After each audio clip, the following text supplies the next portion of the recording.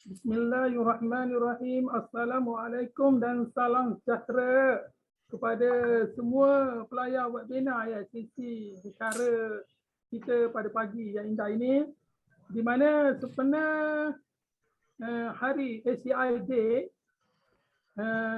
kita daripada pihak Persatuan Advokasi Spinal Kecederaan Saraf Tunjang Malaysia akan membawakan beberapa siri bicara untuk diadakan pada tiap-tiap hari Sabtu lah, sehingga pada bulan September, iaitu pada 5 hari bulan September, di mana tarikh rasmi Hari Kecederaan Saraf Tunjang, dan kita akan membawa beberapa siri bicara seperti yang mana yang telah kita adakan pada minggu lepas, di mana kita telah membawa membicarakan tentang ACI dan wanita, di mana yang tidak berkesempatan untuk mengikuti siri yang telah lepas iaitu ACI dan wanita boleh mendengarnya semula di Facebook page Masa, dan di situ kami ada menyediakan beberapa siri sesi bicara berkenaan dengan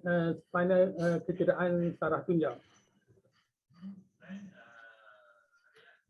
Dan pagi ini pihak Malaysia, pihak Masa akan bersiaran bersama anda tentang satu perkara yang tidak tiada kurang pentingnya untuk yang mengalami kecederaan saraf tunjang, di mana kita akan membicarakan berkenaan dengan penyelenggaraan kursi roda dengan baik, di mana seperti kita sedia maklum bahawa hubungan di antara konsumer pesakit kecederaan saraf tunjang ini dan kerusi roda adalah seperti umpamanya bagaikan irama dan lagu yang tidak boleh dipisahkan. Jika dipisahkan, pincang dan tempanglah kehidupan kita seharian.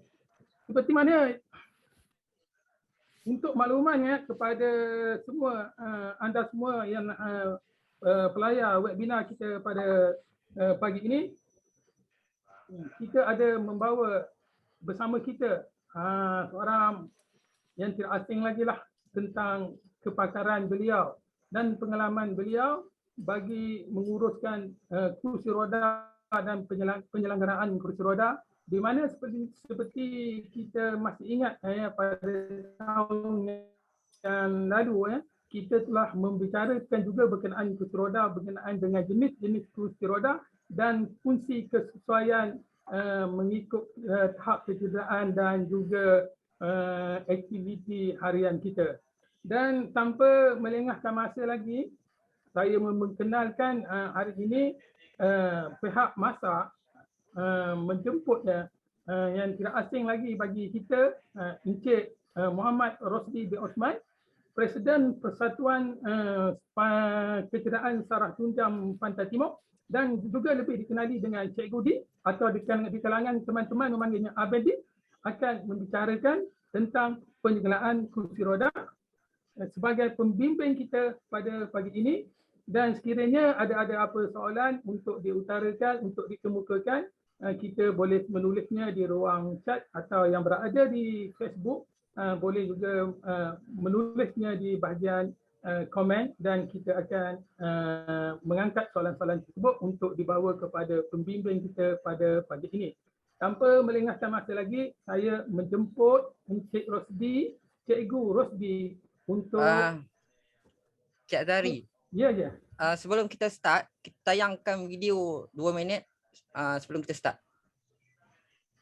Okey, sebelum saya telah dimaklumkan dari pihak Urusia bahawa kita ada sudutkan video untuk kita tonton bersama sementara kita menunggu pembimbing kita berada di skrin. Sekian, dipersilakan.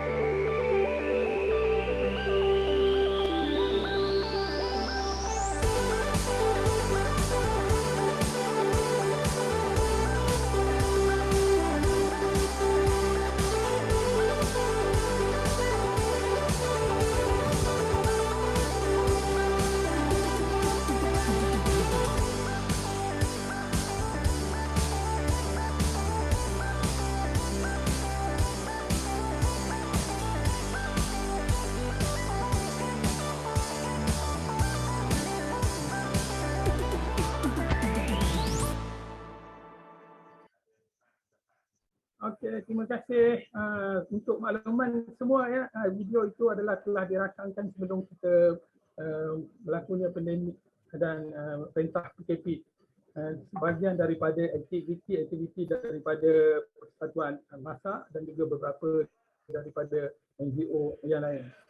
So tanpa melengahkan masa lagi, saya dengan seketikanya mempersilakan Encik Rosdi, Encik Muhammad Rosdi, Cik Budi kita untuk membicarakan, untuk membimbing kita semua berkenaan dengan penyelenggaraan kursi roda yang baik. Silakan Encik Rosdi.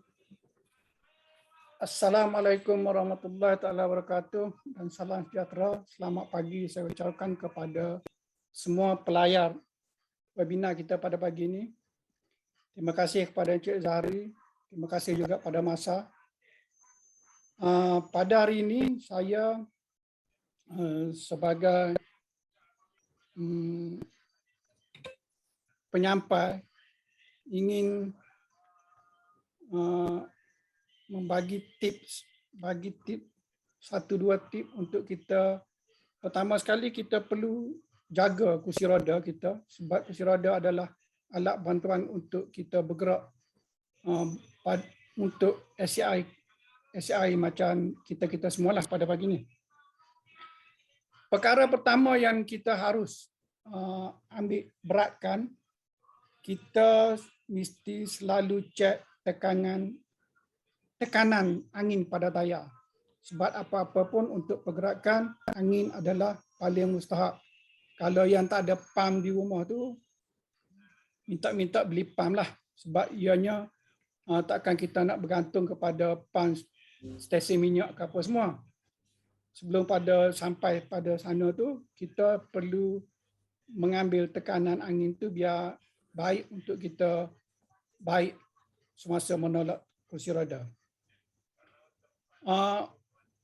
Untuk kita jaga kursi roda, sekurang-kurangnya seminggu atau 2 minggu sekali kita lap kursi roda tu supaya nampak cantik. Itu saja. Dan untuk selenggara, pertama kita kena ada kalau boleh macam biasa ni pisau, spray untuk minyak anti karat dan kain. Kain untuk lap, minyak spray anti karat tu nanti kita spray dulu sebelum kita lap pada bahagian-bahagian yang tertentu pada frame kursi roda. Dan kita perlu tahu, ini kita ambil tugas untuk kita bukan selenggara, kita nak jaga dia dulu. Nak jaga kita dengan lapnya sekali. Dan guna pisau ni nanti, bila kita tengok di sini ada caster ni, ini dia panggil caster, roda depan. Kita selalu bila kita guna kursi roda, selalu di bahagian ni ada rambut ataupun benang. Dan gunanya pisau ni untuk buang dulu pada peringkat pertama, sebab kita nak selenggara dulu. Nak jaga dia dulu elok-elok supaya supaya masa kita guna kursi roda ni, bila kita buang apa yang ada di sini, pertama untuk ketahanan pada bearing. Kedua, benda-benda yang lekat pada bahagian ini nanti, benang atau rambut, dia tidak akan masuk pada dalam bearing. Dan ini adalah kelancaran untuk kita menolak kursi roda. Pada tekanan angin tayar juga, pada tayar kita akan nampak berapa sepatutnya kita letak pada angin. Jangan terlalu banyak dan jangan terlalu sedikit. Sebab kelancaran menolak kursi roda bergantung kepada tekanan angin tayar. Selepas kita selenggara dan kita lat seminggu atau 2 minggu sekali, kita cek bearing, cek angin tayar selalu pada kursi roda.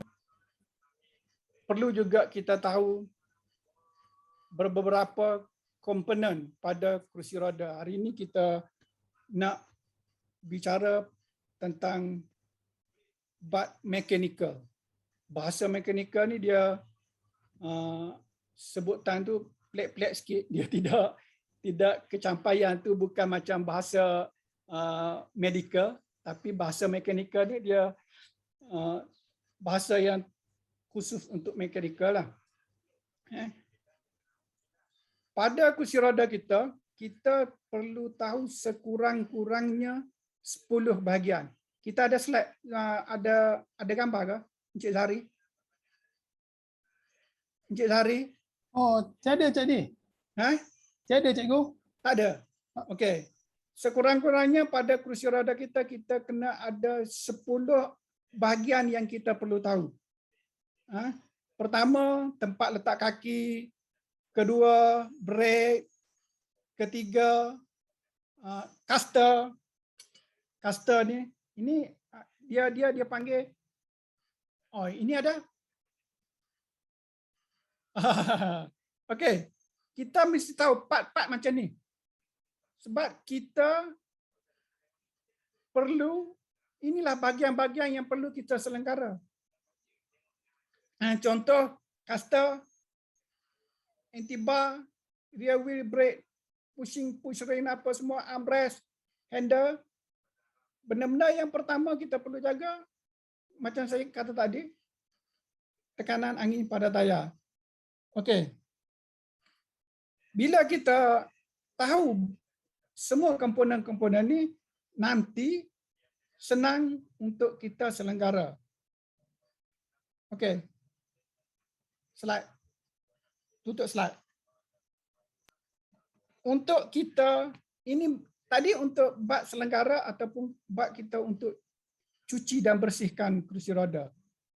Yang kedua, untuk masuk pula kita untuk baiki. Untuk kita baiki sendiri, benda ni bukan senang dan bukan juga payah. Sebab kita perlukan beberapa peralatan. Bila kita sebut baiki, kita dah ada spray untuk anti karat dan peralatan yang perlu ada nanti spana bersaiz 13 mm. Perlu ada 2 batang, kalau boleh 2 batang Allen key saiz 5 dan 1 batang Allen key saiz 6. Ini adalah keperluan untuk kita baiki nanti. Cikgu Rosdi. Yap. Sedikit saya nak mencela untuk betul untuk maintenance untuk caster tu dia adalah standard untuk semua kursi roda ya? Tak. Dia nanti part untuk kita adakan peralatan tu bahan-bahan nanti saya akan bagi tahu. Dia ada macam-macam. Okey, baik. Dia ada macam-macam. Ini kita nak sebut sebab pasal tool dulu.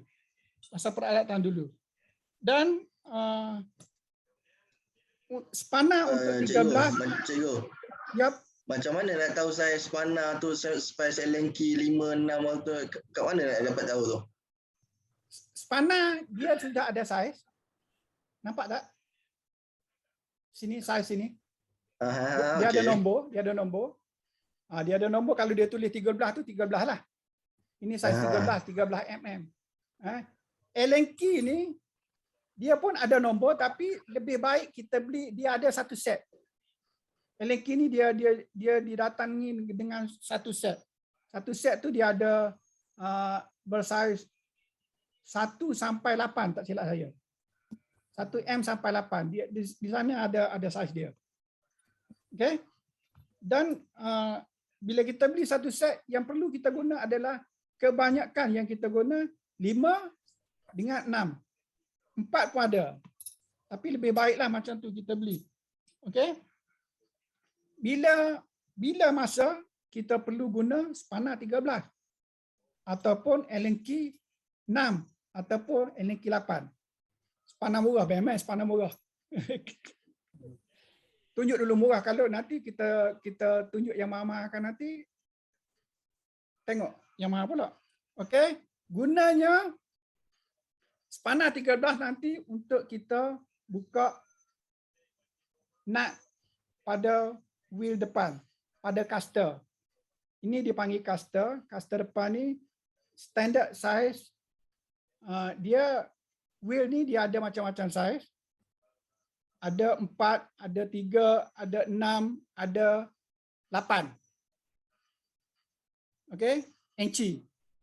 Yang 4 inci ada, yang 3 inci ada, yang 8 inci ada untuk yang depan. Dan gunanya spana 13 tadi adalah untuk buka pada nut ni. Okey, perlu kita buka semasa kita ingin tukar bearing. Siapa ni? Rosmi tanya mana molek. Mana molek apa? Okey. Dan di sini bila kita ada buka, kita akan nampak macam ni. Okey. Biasa bearing ni saiz dia 608. Biasa. Ini yang biasa kebanyakan terdapat pada kerusi roda yang kita guna seharian. Ini kira 4 inci. Ni caster ni 4 inci. Ada rakaman tak reminder ni ada nanti. Biasa bearing ni 8 mm. Ada juga bearing caster ni dia guna bearing 6000. Bila kita sebut 6000, biasanya bearing ni didatangi, dikilangkan di USA. Orang-orang yang pakai Quickie, dia tahulah. Quickie. Dan ada juga setengah bearing, dia datang dengan nombor 6900.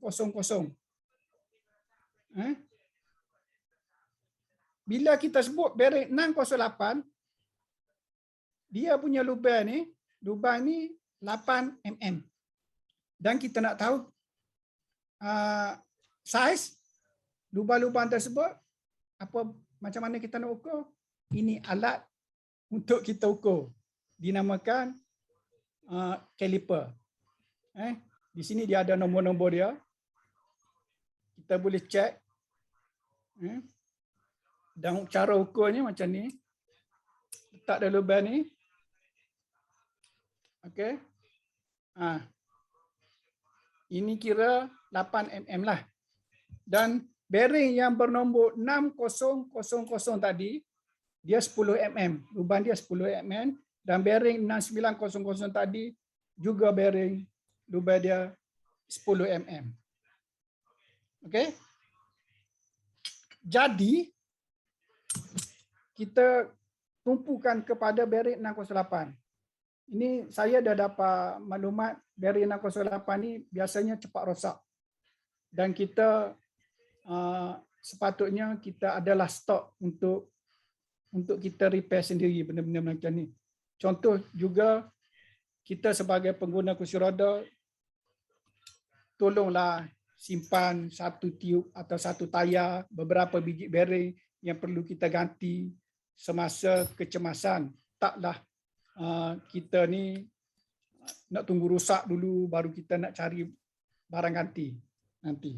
Okey? Untuk ini part untuk roda depan. Untuk roda belakang, biasa kerusi roda yang kita guna hari-hari ada juga 3 saiz bearing. Kita kena hati-hati, itulah perlu caliper ni untuk kita ukur pada bearing tu. Sebab kalau kita kata, oh ni bearing roda belakang, di mana kita nak dapat? Kita nak dapat bearing, kita kena tahu saiz. Kita tak boleh bagi sebarang, oh ini kita guna part ni, tak boleh. Bila kita buat contoh, bila pergi kedai, kita kena bagi contoh tu, biar kedai tu cari bearing tu. Dan biasanya, untuk dapatkan bearing-bearing ini, di kedai-kedai menjual peralatan bearing khususnya ataupun peralatan barang-barang spare part kereta ataupun spare part motosikal. Bearing untuk tayar belakang. Untuk kita tukar bearing yang biasa. Dia kerusi roda kita ni, kita ada 2 jenis yang kita panggil bearing belakang kerusi roda kita yang kita tak boleh buka tayar, tak boleh cabut tayar. Okey, jap saya ambil. Okey. Ni kita boleh buka ni, kita boleh cabut ni tayar daripada body. Dan kalau bearing ni biasa bearing dia ada 3. Dia ada 3 saiz. Saiz biasa dia guna 6001. 6001 lubang bearing. Sekejap. Mana bearing saya tadi? Okey. Biasa yang 6201 yang bearing biasa kita gunakan untuk kerusi roda yang tayar tak boleh cabut. Luban pada bearing 6001 yang biasa adalah 12 mm. Ini untuk khusus pada kerusi roda yang tayar dia tak boleh kita buka. Kita tak boleh buka lah macam ni. Tak boleh buka macam ni, buka keluar. Kita kena buka, masa kita nak ganti bearing tu, kita kena buka nut yang bersaiz 19. Di sana kita buka. Dan bearing sana dia 6201 saiz dia. Pada kerusi roda yang boleh kita cabut tanggalkan tayar, dia ada 3 saiz bearing. Ini kena ingat. Saya sepanjang saya baiki repair benda-benda macam ni, macam-macam dah saya lupa.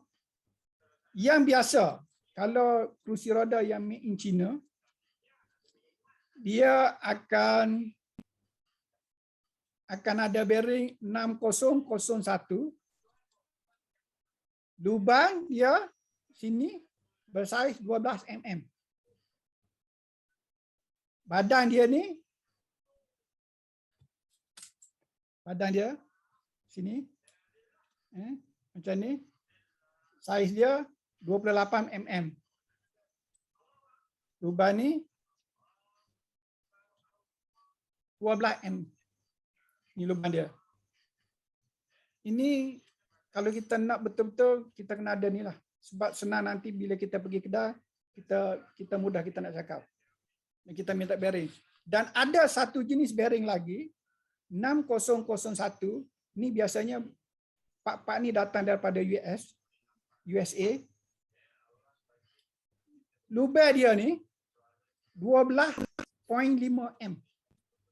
Lubang dia. Ni 12.5 mm. Dan besar badan dia ni 28.5 mm. Ni. Satu jenis bearing lagi, badan dia juga 6001, badan dia 28.5 28 mm dan lubang ni 12.5 m. Ini bearing ni biasanya kursi roda yang tahun 20 ke belakang. Tahun 2000 ke belakang. Tahun 1999 apa semua tu sampai 2000 ada bearing 6001. Lubang dia 12 mm dan badan dia 28 mm. 12.5 m lubang dia ni dan badan dia besar 28 m. Ni yang dulu. Dan sekarang bearing sekarang kebanyakan kursi roda yang kita guna sekarang adalah bearing bersaiz 6001, badan dia 12.5 m dan lubang ni 28.5 m. Ni sebab dia ada 3 saiz. Dia macam-macam saiz. Okey. Dan juga ini pada bearing. Dan sama dah dengan tadi, bearing depan tadi dia pun ada 3 saiz, bearing belakang pun dia ada 3 saiz. Okey, Cikgu Di, ni Yap. sikit saya nak petik sikitlah daripada pertanyaan daripada pelayar kita yang mengatakan kenapa ni Cikgu bearing ni cepat sangat rosak, terutamanya bearing depan ni. Ada tak cara-cara kita untuk mencegah lah selain daripada maintenance ni, langkah penjagaan bearing tu jangka hayat tu agar lebih panjang? Okey. Untuk bearing ni sebab dia rosak sebab satu pengaruh air. Dan kita sebelia maklum bila kita sebut besi ni dia mesti alah pada air. Kita tak boleh nak buat apa dah. Sebab apa pun yang kita buat bila air dengan besi mesti dia ada karat. Karat yang menyebabkan bearing itu cepat rosak. Dan saya pesankan dan saya saran jangan sesekali kita pada bearing kita sembur anti-rust. Contohnya WD-40 ke apa semua. Okey, bila kita sembur anti-rust, benda ni boleh jalan. Dia laju. Tetapi anti-rust tu sendiri bila dia sudah tanggalkan semua karat-karat, bearing ni akan pecah. Kejap pecah. Yang saya sarankan bila kita beli bearing, pertama kita kelis pada sifat bearing. Kebanyakan bearing bila kita contoh 608 ARC, 608Z, betul. Itu saya sudah betul. Tapi ARC dengan Z tu mewakili sifat bearing tu. Bila kita sebut 608 ARC, bearing tu dia ada plastik. Dia ada getah sini. Penutup ni getah. Dan penutup getah ni dia boleh tanggalkan. Kalau rajin tertanggalkan penutup getah ni, okey, kejap. Okey. Okey, ni penutup getah dah ditanggalkan. Saranan saya nampak lucu tapi ini adalah yang pengalaman saya yang terbaik. Kalau kita tak nak letak minyak grease ataupun apa-apa minyak, letaklah minyak masak. Minyak yang kita goreng ikan tu, kita letak situ. Jangan banyak, letak lebih tahan daripada kita letak grease. Sebab bila kita letak grease, bila kena air, grease tidak akan melicinkan pergerakan bearing. Dia bila grease kena air, dia akan jadi keras. Minyak masak bila kita letak dia kena air, insya-Allah dia akan berfungsi. Dia akan ikut air itu sekali. Tahan sikit daripada kita letak grease ataupun letak minyak enjin. Okey, ini kebaikan bila kita beli bearing yang ada sifat biar dia tulis ada arc di belakang daripada zinc. Kalau dia tulis Z itu berarti cover ni dia diperbuat daripada zinc, daripada besi. Okey. saya rasa setakat tu untuk bearing. Ada apa-apa soalan nanti? Okey, apa ni? Ya. Cikgu ni saya nak tanya berkenaan ni, ada tak indikator atau tanda-tanda yang untuk pengguna kursi roda tu dapat detect yang bearing dia ada problem, ada bunyi ke atau apa sajalah yang contohnya ini yang jenis yang tak buat maintenance lah. Saya nak tanya ada tak petanda atau bearing tu telah berlaku kerosakan? Tanda untuk berlaku kerosakan ni biasanya dia akan berat lah pada kursi roda tadi. Kita tolak dia akan berat. Itu adalah tanda sebahagian sedikit tanda kerosakan pada bearing. Oh, tu yang kita tengok ada setengah pengguna tu dia tolak menyengit sebelah tu. Itu performance kursi roda. Itu keadaan kursi roda. Yang sengit sebelah itu kita kena adjustment untuk dia punya caster ataupun balancing. Kita tengok jenis kursi roda. Dan tadi ada satu soalan daripada Aiman. Dia kata kalau kita letak minyak masak, dia akan terasing. Dia terasing pada air. Bila kita letak minyak masak memang betul terasing pada air, kerosakan pada bearing akan berkurangan sebab air tadi segera keluar daripada kedudukan dalam bearing. Kita perlu ingat, air fungsi dia jahat sangat pada besi. Bila orang Kelantan cakap hina besi kerana karat. Penyebab karat adalah air. Okey.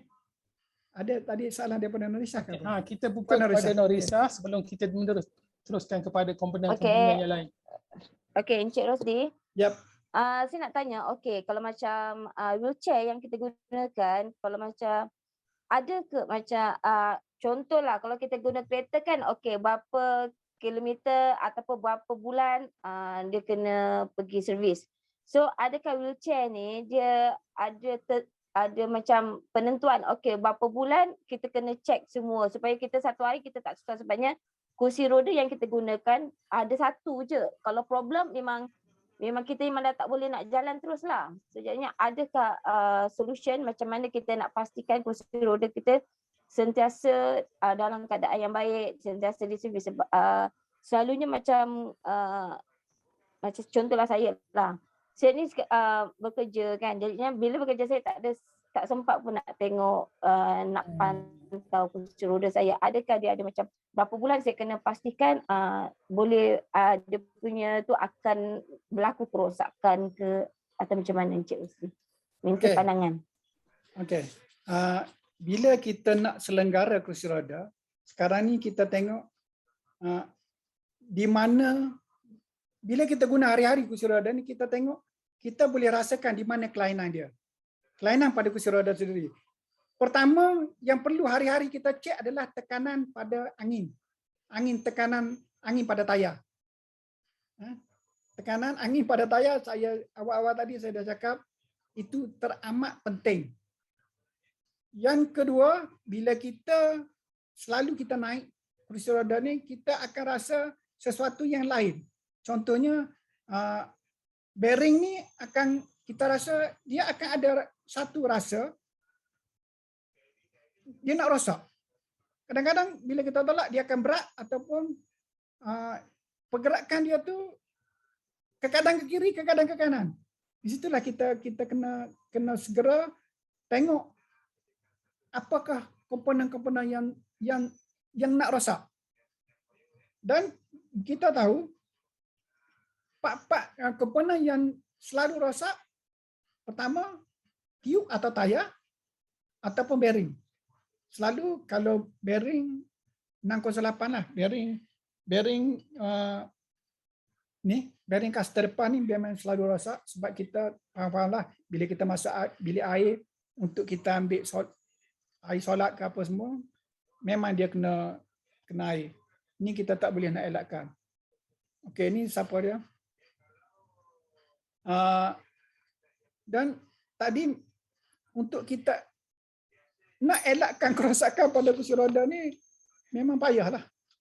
Itu sebab kita selalu cek dan kita ialah yang bekerja, saya fahamlah yang bekerja, tapi tolong ambil satu masa bila kita balik kerja, kita cuba cek, pusing bearing tayar, cek mana yang patut, mana yang perlu ganti-ganti, dan kita perlukan ada part-part untuk kita bila kita didatangi kecemasan untuk ganti-ganti part. Minta ada pump di rumah, ada tayar, ada tiup dan ada bearing. Tolong. Sebab ini keperluan dan itu adalah alat untuk kita bergerak. Okey, terima kasih Cik Malaysia. Terus tadi untuk part bearing, dan satu lagi pada yang perlu kita tukar adalah tayar.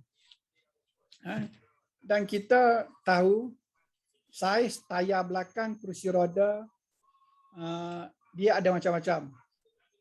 Kita kerusi roda yang selalu ada di pasaran sekarang, biasa saiz ada yang 20 inci, ada yang 22, ada yang 24 dan ada yang 26. Ini bergantung kepada semasa kita belilah kursi roda tu. Tapi pasaran tayar untuk kursi roda yang senang kita dapat adalah 24 dengan 20. 22 ada tapi jarang-jarang. 26 ni untuk mereka-mereka yang bersukan lah. Okey, Cik Nazri. Nik Nazri nak tanya apa?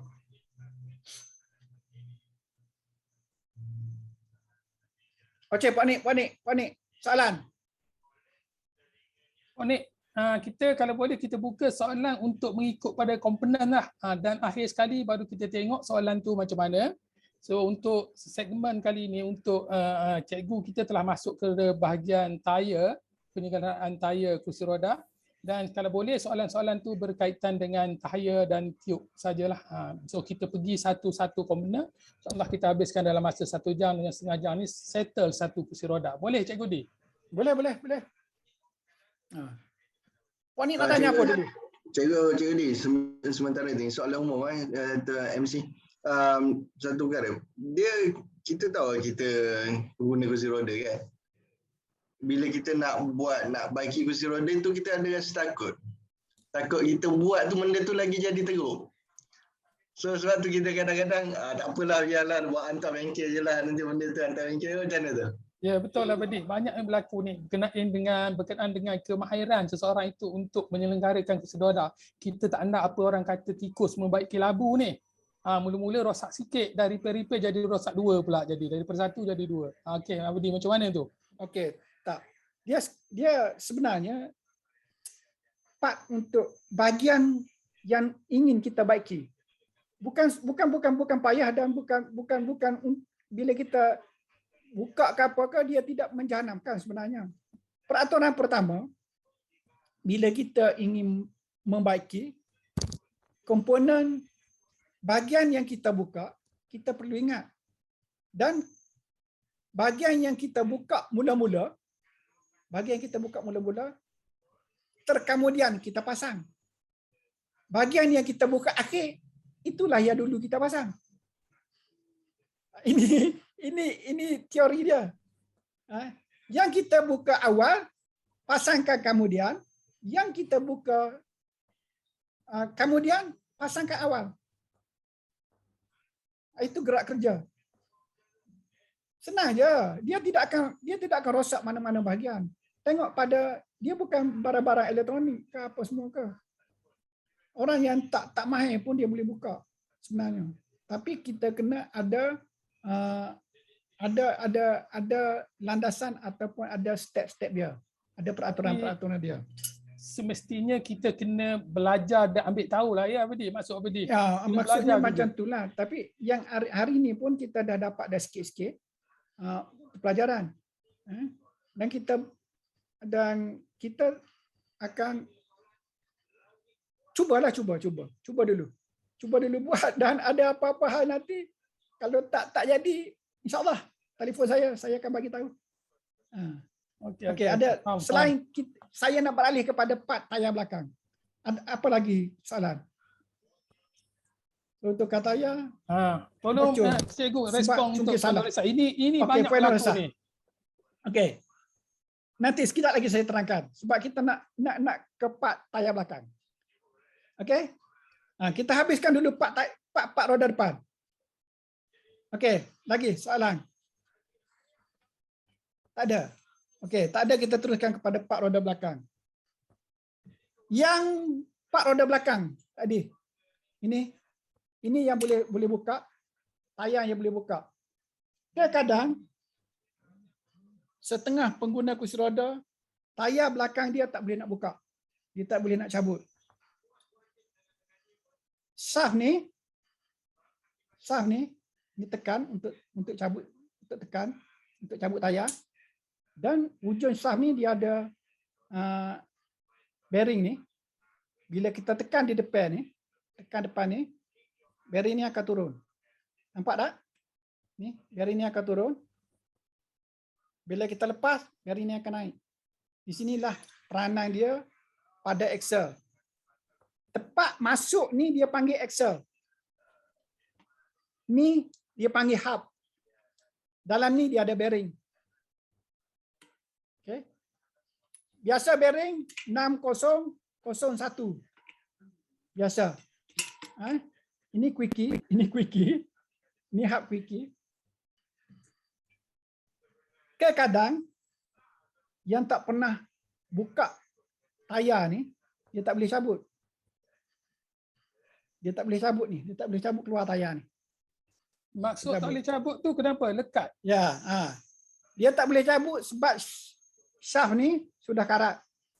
Dan untuk cabut shaft ni, jangan ketuk di sini.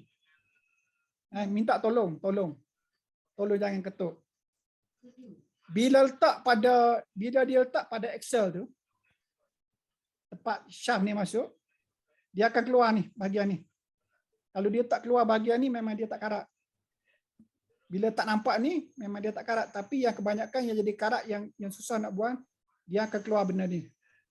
Untuk buka balik benda ni, ambil WD-40 atau apa-apa je nama lah untuk spray karat tu.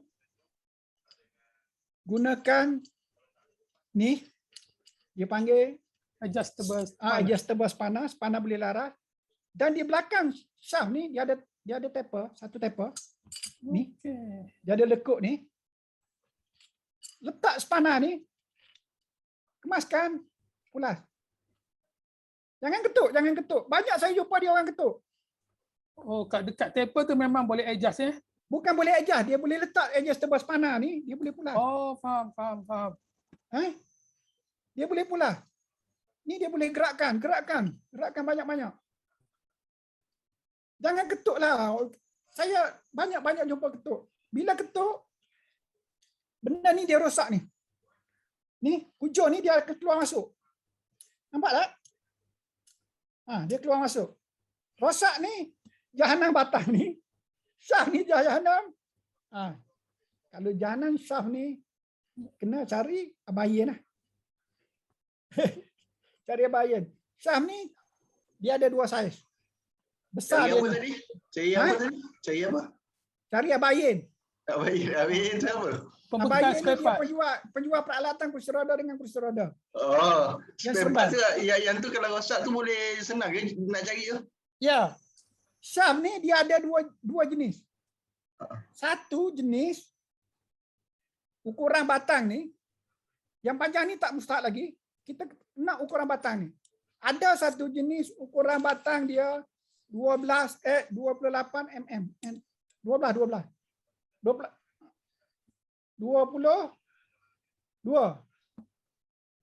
Ni.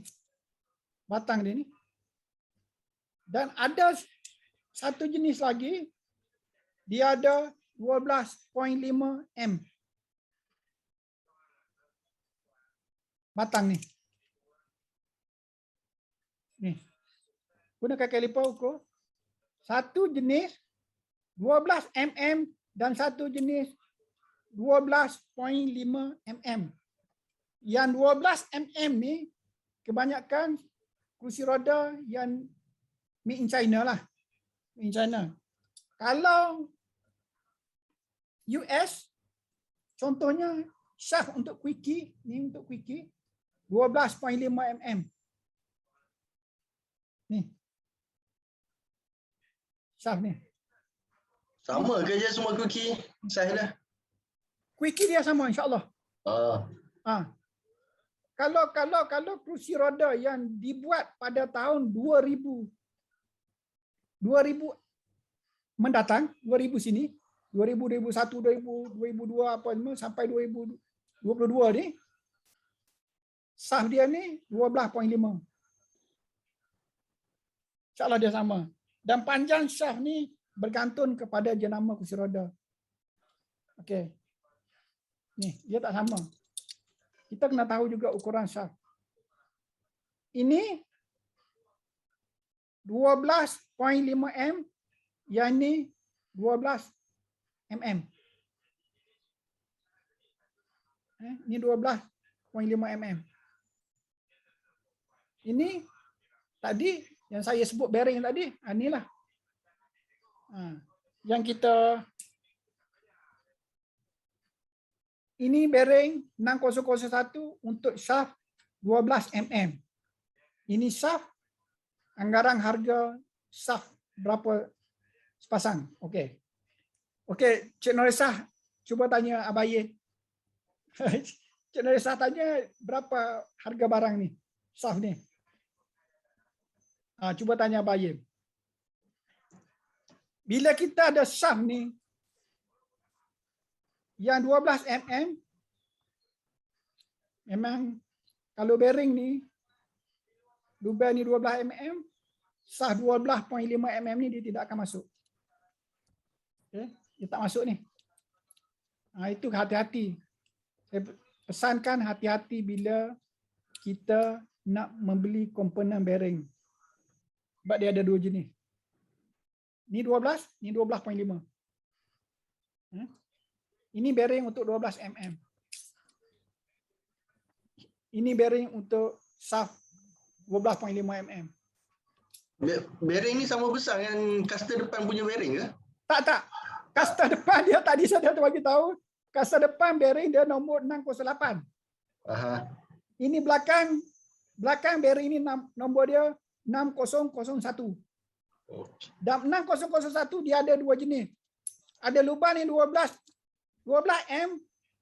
Ada satu jenis bearing lagi, lubang dia 12.5 m.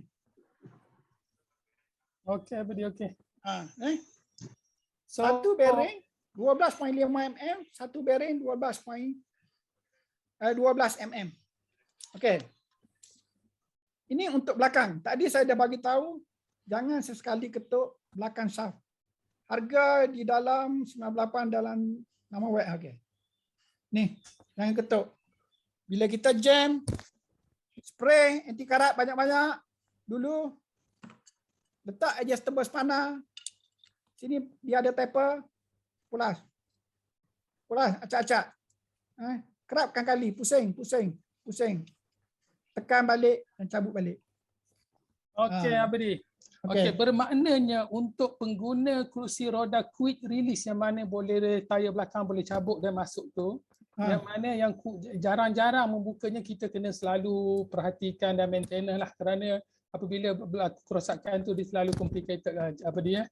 Dia memang payah, ya. Macam ni Abadi, macam ni. Saya berkenaan shaft ni, saya ada satu kursi roda tu. Sebab dulu pernah pergi kat pantai, lepas tu tak buka dia punya tu dah berapa lama. Tahu-tahu nak buka dia dah jam. So, dia nak macam mana tu? Yalah. Benda tekan tu dia gerak lah. Kita tekan dia. Cuma nak tarik dia keluar tu tak lepas. Itulah tadi pada hujung shaft ni tadi saya dah bagi tahu dia ada satu taper sini. Letak spanner hidup ni, letak spanner adjustable ni, hujung ni pulaskan. Pulas dulu.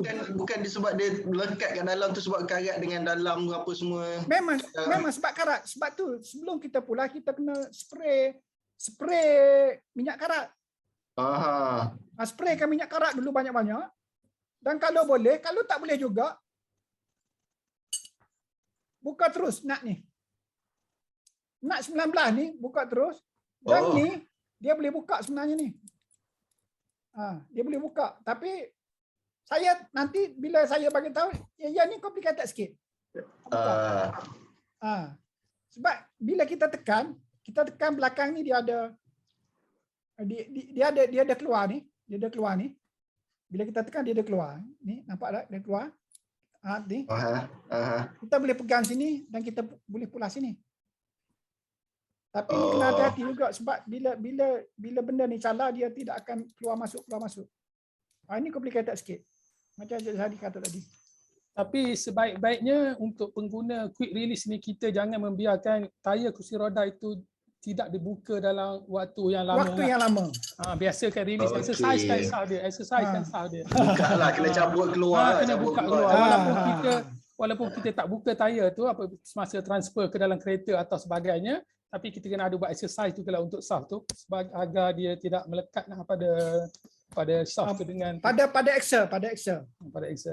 Sebab saya nak beli tu ganti RM98. Itulah, itu kena tanya buyer lah. Dia ada. Okey, kita teruskan kepada komponen yang lain lagi. Okey, kita terus nanti pada tayar tadi. Puan Norisa ada tanya tadi. Cara untuk pasang tayar selalu bocor tiup. Okey. Tayar bila kita nak pasang, pertama sekali tiup tu kita masukkan dulu angin. Masuk tiup tu siap-siap pada tayar, baru kita masukkan pada rim. Bila kita nak masukkan pada rim, masuk dulu. Dia ada dua. Masuk dulu pada rim. Dengan keadaan tadi, masukkan tiup apa semua pada tayar, masukkan pada rim dan keluarkan balik angin tadi sikit. Bila keluar angin sikit, kita nak masuk atas ni, sebelah ni kita nak masukkan tayar. Sebelah ni kita tekan. Tekan sebelah ni, biar dia kemik, biar dia masuk dalam rim. Baru kita boleh masuk sebelah ni. Faham tak? Boleh ambil tak? Tekan sebelah sini, bila masuk pada rim, dan terus masuk sini. Dan bila kita guna penyongkil tu, dia sekarang ni kedai basikal ada jual penyongkil plastik. Tapi tahan. Jangan sesekali guna screwdriver lah. Tolong jangan guna screwdriver sebab screwdriver ni dia tajam. Bila saya takut nanti bila kita okey Fazli tunggu sekejap Fazli. Bila kita congkil memang selalu bocor lah. Dan kalau kita tidak masukkan angin pada tiup sebelum kita pasang tayar, kebanyakan masa kita nak masukkan balik tayar tu pada rim tu, memang tiup tadi dia akan terkepit pada antara tayar dengan rim tu. Itu yang disebabkan bocor. Dan saya nasihatkan bila kita nak pasang tayar, tolong masukkan angin dulu dalam tiup, masuk tiup dalam tayar dan terus pasang pada rim. Boleh faham ke? Faham. Okey. Masukkan dulu sebelah tayar tu pada rim. Lepas tu buangkan dulu sedikit angin, tekan balik untuk masukkan sebelah lagi. Kan tayar tu dia ada dua belah tu kan. Macam tu. Kalau kita tak masukkan angin pada tiup memang bocor lah, selalu bocor. Dan kalau boleh, dan biasanya tayar ni kalau kita betul perlu pasang, kita mesti bermula pada sini. Pada tempat valve ni, tempat angin ni, kita masukkan dulu ni siap-siap. Kita bermula di sini. Dan baru kita masuk sini. Masuk secara orang panggil kiri dan kanan. Kiri kanan. Jangan kita masukkan sebarang. Itu yang menyebabkan tiup tu akan bocor nanti. Okey. Lagi tadi soalan dia, apa lagi tak Zahari tadi? Cikgu Rosdi, kita nak tanya berkenaan dengan permukaan tayar tu lah, yang mana sesuai untuk kursi roda kita. Okey. Ada yang ada bunga yang banyak, ada yang macam licin. Cuba abang Cikgu dijelaskan sikit. Okey, ini bergantung dia bunga tayar ni. dia bergantung kepada tempat kita gunalah. Tempat kita guna.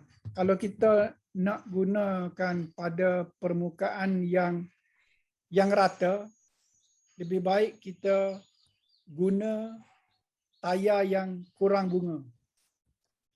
Sebab kelancaran menolak kerusi roda tu akan lebih daripada tayar yang banyak bunga. Ya, tayar yang banyak bunga ni pada permukaan yang berpasir ataupun yang bergerutu tu okeylah. Sebab di sana dia ada banyak sikit vibrate, sama juga dengan penggunaan tayar tak ada angin dengan tayar yang ada angin. Bila kita guna tayar ada angin, kita guna pada permukaan yang bergerutu tu kira okey, dan bila kita guna pada permukaan yang rata tu lagi okey. Kalau kita guna yang tayar mati yang tempat bergerutu tu memang tak okey lah. Kita akan rasa sikit getaran dia tu sebab dia tak ada vibrate. Dia tak ada penyerap masa kita tolak kursi roda tu. Dan kalau kita gunakan tayar yang ada bunga ni, tempat yang kita selalu masuk bilik air ke apa semua tu, itu baiklah pada penggunaan tayar sebab dia tak licin berbanding pada yang tayar yang kurang bunga atau tayar yang tidak berbunga. Itu saja. Okey, berkenaan dengan tayar tubeless, tube dengan tayar maksud saya tayar berangin dengan tayar tak berangin tu, kalau kita bagi pilihan cikgu, yang mana rasanya lebih sesuai dengan cara aktiviti kita ke depan kita lah. Untuk yang beraktiviti bergantung kepada tempat. Macam saya kata tadi, kalau tempat tu banyak banyak kawasan yang bergerutu, elok kita menggunakan tayar yang gunakan angin. Tayar berangin. Sebab tayar yang guna angin ni dia ada penyerap hentak. Dia ada, bila dia hentakkan dia kurang sikit berbanding kepada tayar yang tak ada angin. Sebab tayar yang tak ada angin ni dia bila kita mendapat hentakan, dia akan terus terasa pada badan. Mana lebih baik tayar berangin lah. Lebih baik tayar berangin. Mana tayar berangin ni cuma kita perlu lebih maintenance lah, kena pastikan sentiasa untuk angin tu sentiasa mencukupi lah. Ya. Okey, Puan Arisa tanya lagi. Okey, macam ni Puan Arisa. Dia tayar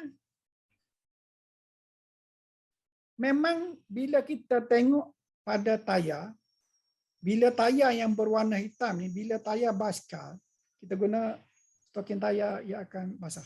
Okey. Bila tayar warna hitam, tayar basikal memang dia akan keluar warna dia. Bila kena air dan kita tolak balik pada lantai, memang dia akan ada kesat. Itu kita tak boleh nak buat apa dah bila tayar basikal. Tapi bila kita letak tayar yang khusus untuk kerusi roda ataupun tayar yang sekarang ni, kadang-kadang ada yang kita guna dia tak keluar kesan pun. Terutama sekali yang saya guna tayar Pexi tu, tayar yang berwarna-warni tu, ada warna merah, biru apa semua tu. Itu yang bila kita pergi tempat air dan kita keluar pada bilik air, dia tidak akan tinggalkan kesan. Itu kalau, tapi tayar warna hitam kebanyakan sekarang dia akan keluar warna hitam lah. Dia akan ada kesan bila kita keluar daripada tempat yang berair. Itu aja. Mungkin yang tu saya mungkin ada pengalaman sikit lah berkenaan tayar ni kan. Tayar kita pergi tempat mana-mana, lepas tu sebab tempat lain kering, bila kita masuk dalam toilet tayar tu kena air, so dia akan bila kita keluar tu nampak bekas tayar tu kan. So mungkin tips yang saya buat adalah kita ambil wet tissue tu. Contoh kalau kita masuk rumah lah, kita boleh ambil wet tissue tu, kita lap dulu. So lap 1 round 2 round untuk dengan wet tissue, dan tunggu dia kering kejap, and then lepas tu mungkin ada kesan sikit tapi dia tak adalah kesan banyak. So kat situ orang kata dah boleh at least kurangkan lah dia punya kesan, orang kata nak kena mop lantai ke apa semua. Kita bersihkan tayar tu dengan wet tissue tu. Tu ada satu yang saya nampak benda tu berkesan lah, boleh mengurangkan kita daripada mop lantai, kesan tayar pada lantai semua. Okay. Boleh juga. Boleh kita guna. Tapi kebanyakan tayar, kalau kita guna tayar warna hitam, tayar basikal tu memang macam itulah. Dia akan keluar kesan selepas kita masuk bilik air. Okey, lagi. Ada yang tanya nak lidi apa tu, lidi tayar tu nak ketatkan macam mana? Itu biasa je, dia kena laras. Lidi tayar tu nak ketatkan, kalau dekat Kelantan ni mudah, kita buat pergi tempat orang jual basikal tu, dia boleh laraskan.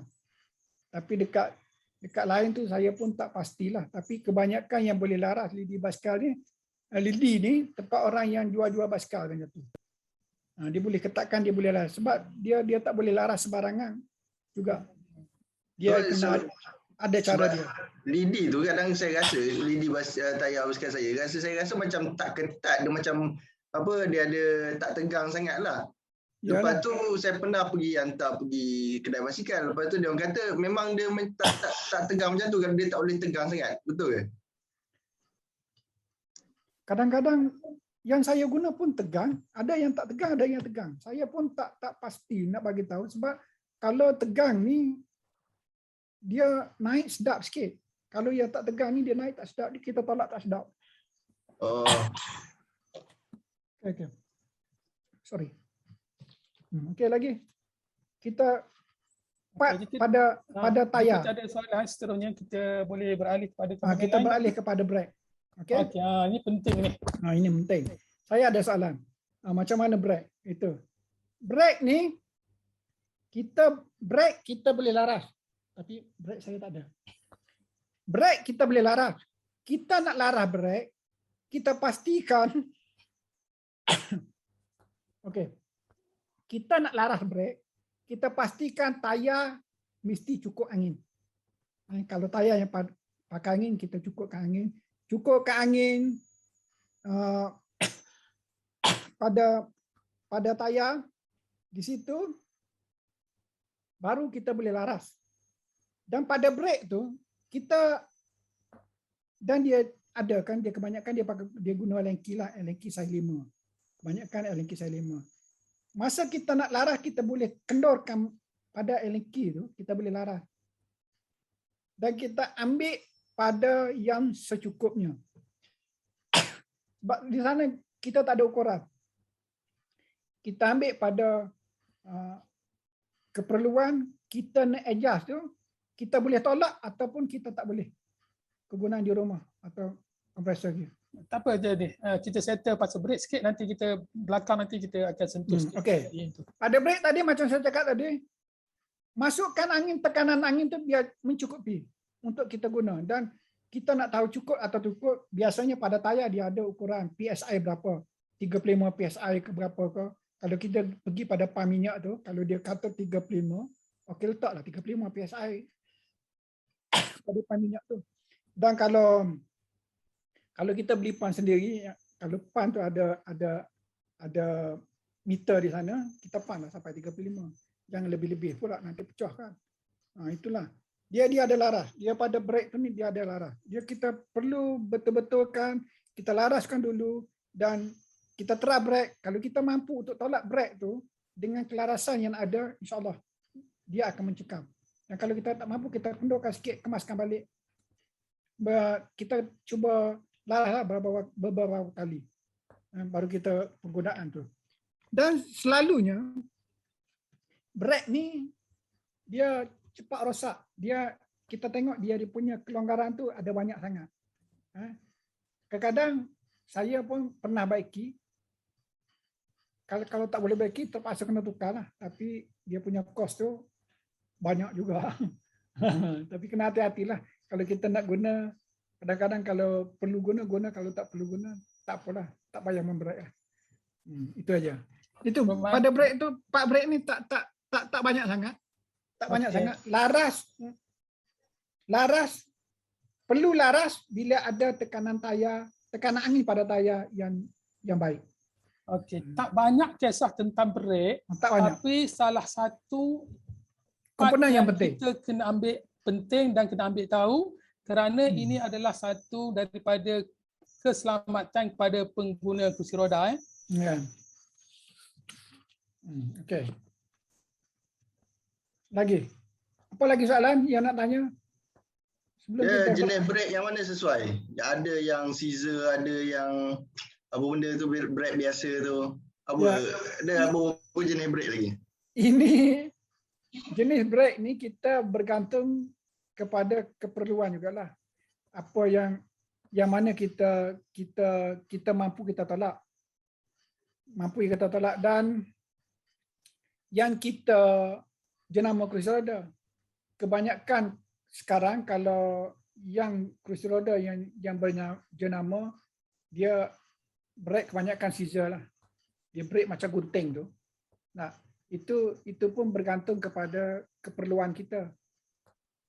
Bila kita mampu atau tak kita nak tolak brake ataupun nak lepaskan brake, itu bergantung kepada kita. Kita tak boleh nak kata oh yang ni lebih baik, tak. Sebab komponen pada brake tu memang terbaik. Memang dah terbaik dengan jenama kerusi roda. Okey. Mengikut kesesuaian dia. So berarti kita lama sangat dah kita tengok Puan Rahimah kita angkat tangan dah lenguh tu. Kita bagi peluang untuk Puan Rahimah kita, Cik Rahimah kita untuk bertanya soalan. Tolong Amut lah. Okey. Assalamualaikum Cikgu. Assalamualaikum warahmatullahi. Cikgu, Ya. biasa kan saya punya brake kan sebelah kiri, biasanya dia patah ataupun rosak. Macam mana nak elakkan sebab kita berlatih pingpong tu. Lepas tu kita berak brake kiri lah. Lepas tu kita selalu tolak-tolak ke kiri ke. Tak dengar sangat. Maksud dia tu dia punya alignment brake dia tak sama kuat dia punya. Jadi macam mana nak? Macam kita selalu ketatkanlah kita punya brake tu kan sebelum kita berlatih pingpong ke ataupun ada perlawanan ke. Itulah biasanya kan kadang-kadang brake kita tu sudah patah ke atau longgar ke. Jadi kita nak maintain supaya macam kita tu cantik lah, supaya macam kita berlatih pingpong atau perlawanan tu bagus lah begitu. Sebab Maksudnya, macam prestasi pun melalui kursi roda juga. Jadi macam mana Cikgu? Ini kerosakan kepada material ni saya tak boleh nak kata apa. Kalau kita nak kata benda tu tahan atau tak tahan, ini bergantung kepada bahan yang dibuat. Tapi kebanyakan kalau kita laras secara betul brake tu, jangan terlalu kemas sangat. Masa kita nak tolak, insya-Allah benda tu tahan. Tapi bergantung, macam saya cakap, bergantung kepada material. Bila material tu kurang tahan, bila kita adjust tu, laras tu terlalu ketat, memang dia cepat patah. Dan kalau terlalu langgar, nanti brake tu tak makan. Brake tu, bila kita membrake, dia tidak akan berhentilah kursi roda tu. Dan kalau kita untuk nak buat aktiviti bersukan untuk brake, cuba kita cari alternatif lain untuk kursi roda tu duduk dengan tegap lah. Jangan mengharapkan pada brake tu. Kadang-kadang macam saya cakap tadi, material brake ni bukan tahan sangat. Okey. Cik Rahimah, saya harap dengan penjelasan tu berpuas hati. Okey, Cik Norisa, soalan. Puan Norisa. Okey, Encik Rusdi. Okey. Saya ada masalah sikit dengan brake tayar saya ni. Okey, tayar saya, brake saya ni, dia selalu macam kalau saya nak transfer, dia tergerak. Maksudnya tayar tak dan saya boleh jatuh. Selalulah kerap juga dalam toilet ke dekat-dekat nak transfer ke katil. Sebab tayar brake seat ni macam mana? Sebabnya contoh kalau saya nak kata angin, contoh kalau saya dah isi angin, saya dah penuhkan pun dia still lagi bergerak. Lepas tu saya punya tayar ni setiap minggu mesti dia akan angin berkurangan. Adakah sebab itu yang saya dengar sebab kita bilik ni bilik tidur adalah beraircon. Adakah sebab aircon membuatkan dia angin cepat hilang, dan kemudian yang saya perasan itulah akhir-akhir ni wheelchair saya tak boleh nak brake sangat, dia akan bergerak. Bila saya nak transfer dia akan bergerak. Ada ke solution macam mana nak macam menangani masalah benda ni? Sebenarnya benda ni boleh menyebabkan kita selalu jatuh. Dan saya Okey. pakai wheelchair Zeron pula tu. Kan? Okey. Dengan brake wheelchair Zeron ni, kebanyakan wheelchair Zeron ni dia brake dia boleh adjust. Nah, setahu saya dia boleh adjust. Dia boleh adjust tanpa kita buka mana-mana komponen. Dia pada button dia tu dia boleh adjust. Kerak gitu macam tu. Tapi saya takut pada button yang boleh adjust tu dia jadi lose control. Bila kita membrake dia tidak mencekam lah. Tapi di sini kelemahan pada brake yang Zeron ni yang boleh adjust tu. Saya dah perhatikan bila saya tengok brake Zeron ni memang kadang-kadang pada komponen dia tu dia boleh adjust tanpa kita adjust pada skru. Ini kelemahan dia. Saya takut benda adjustable pada brake tu sendiri telah lemah dan dia tidak akan mencengkam. Untuk nak selesaikan masalah angin pada tiup tayar yang selalu berkurangan ni, kalau dia tak bocor, saya tak berapa yakin angin tu keluar. Dia taklah juga disebabkan aircon ataupun tak. Biasanya tayar ni kalau angin tu betul-betul lekat, dia tidak akan keluar angin pada tiup tiup tu dia tidak akan keluar angin. Cuba cek balik, Puan Nurisa cek balik pada tayar tu, saya takut ada bocor. Dia tidak bergantung pada keadaan aircon ke apa ke. Melainkan tayar ni dalam masa seminggu atau 2 minggu kita biarkan duduk situ, kita tak naik, kita tak cek, itu ada kemungkinan lah. Itu pun saya rasa dalam masa sebulan dia baru kurang angin. Kalau seminggu atau 2 dia tak kurang. Cuba cek balik pada tiup. Saya takut dia bocor. Okey, Cik Nurisa. Dan pada brake tadi, saya tak pasti brake ni dia lah macam saya bagi tahu tadi lah. Sebab kebanyakan Zenon ni dia boleh adjust. Saya takut loose dia punya pengadjust pada brake tu sendiri. Okey. Okey, Puan Nur Najihah, soalan. Kita buka soalan dah. Pelan-pelan. Sudah 2:14. Assalamualaikum, Cikgu Di. Waalaikumsalam warahmatullahi wabarakatuh. Saya nak tanya, apa suggestion untuk saya, brake saya acap kali dah patuh. Sebabnya kesel dengan tubuh masa nak transfer. So ada suggestion tak boleh letak line ke untuk brake tu? Okey. Untuk pertama tadi kita tengok apa jenis kerusi roda. Kalau kita nak alihkan brake tu, ada kerusi roda yang boleh alih. Ada yang kerusi roda tak boleh alih. Dan material pada brake sendiri, kita tengok adakah material dia tahan ataupun tidak. Dan satu penyelesaian untuk bila kita transport, brake tu tidak akan tersangkut pada badan ataupun pada mana-mana bahagian masa kita buat transport. Pertama, kita potonglah. Potong pada ulu brake tu, itu pun kita tengok mampu tak mampu. Bila kita potong tu nanti, kita takut kita tak boleh nak gunakan pula balik benda tu. Dan kalau tak ada penyelesaian lain, tak juga selesai masalah, cuba training kuatkan bahu atau lengan. Masa transport, push up sikit badan tu biar kuat, biar dia terangkat dan insya-Allah tak akan kena brake. Sebab dia tak ada penyelesaian. Macam saya cakap tadi, macam saya bagi tahu, pertama material, kedua keadaan kursi roda. Okey. Kalau kita letak pada bahagian-bahagian yang kita tidak capai, kita tak sampai nak capai tangan masa kita nak brake, tak boleh. Betul. Terutamanya di kawasan yang eskalator naik bukit kan, kita kena cepat untuk memberi. Kalau kita letak pada bahagian yang kita capai tangan, tersangkut pada masa kita nak transfer. Jadi, penyelesaian terbaik masa transfer kita angkat tinggi-tinggi badan. selain daripada kita selesaikan masalah tentang kursi roda. Dia bergantung kepada kursi roda. Kita tak boleh nak buat apa. Itu teknik saja. transfer tu memain peranan juga Budi. Pemain peranan. Akak badan kuat-kuat. Tinggi-tinggi. Okey.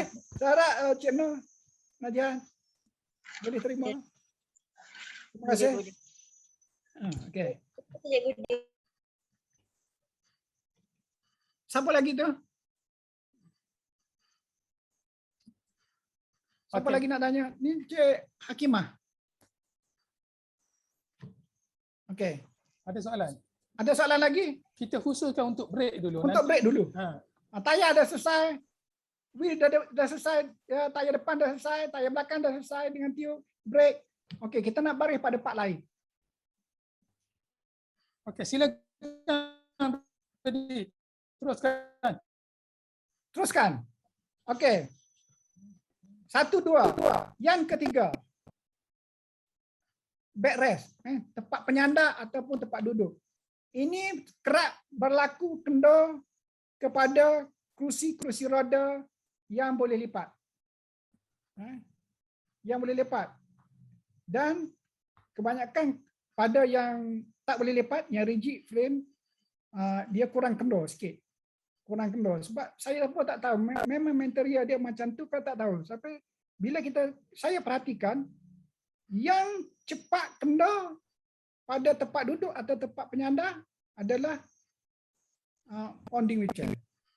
Okey, untuk kita tegangkan balik, bila kita buka skru yang di atas tu, untuk tempat duduk contohnya dia banyak skru tu, kita buka, dia dalam tu dia ada besi. Satu besi. Macam Z macam tu. Kita tengok pada kendor, kalau kendor banyak sangat, kita boleh lipatkan kiri kanan, ikut besi tu, kita boleh lipat ke tepi, kita ikat balik. Kalau kendor sikit, kita ikat aja sebelah, dan kalau dua belah, kita kedua-dua ikat sekali. Contoh saya tak boleh nak tunjuk contoh. Okey, pada kain ni sikit. Okey, ini contoh tempat duduk tu. Tempat duduk atau tempat penyandar tu. Ya. Dia ada macam ni tau. Dia ada lubang, dalam lubang ni nanti dia ada besi. Lipat balik. Lipat ikut besi tu. Lipat dan masa kita nak pasang, kita tutup dulu. Kursi roda kita tutup dan kita pasang siap-siap skru, baru kita buka balik. InsyaAllah benda tu akan tegang balik. Dan kita mesti jaga material ni, benda-benda macam ni bukan murah. Saya pernah beli harga dekat 200. Satu item, tak silap saya. Yang penyandar saja, yang tempat duduk saja. 160 lebih. Itulah, tolong